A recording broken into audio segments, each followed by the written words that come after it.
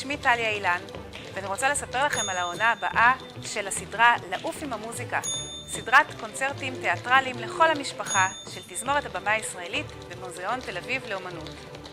לך אקרא שוב ושוב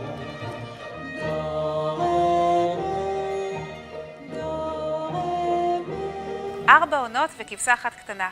קונצרט סיפור קסום במיוחד עם השחקן עמנואל חנון והמנצח רוני פורט. זהו סיפור על הכבשה הקטנה דורמה שיצאה לטיול באביב, גילתה שהלכה לאיבוד ולמסע שלה חזרה הביתה.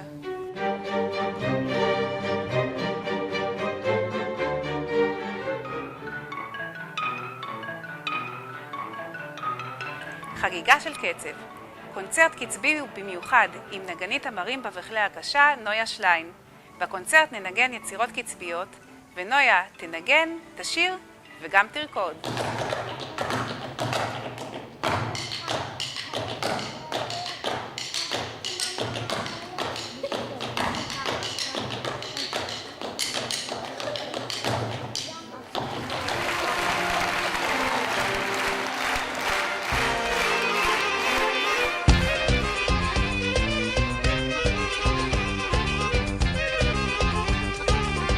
הנשמה היהודית, קונצרט של ניגון וסיפור.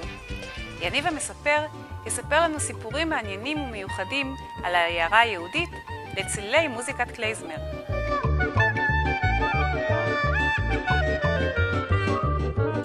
אני לא רוצה להפריע, אבל אני פשוט זקוק לעזרה דחופה בכדי לפתור את התעלומה הגדולה.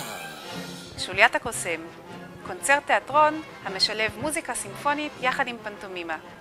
השחקן ניצן זיצר הוא שוליית הקוסם אשר יוצא למסע הרפתקאות ברחבי העולם לצלילי המוזיקה הקלאסית של צ'ייקובסקי, לירוי אנדרסון, ליאונרד ברנשטיין ועוד.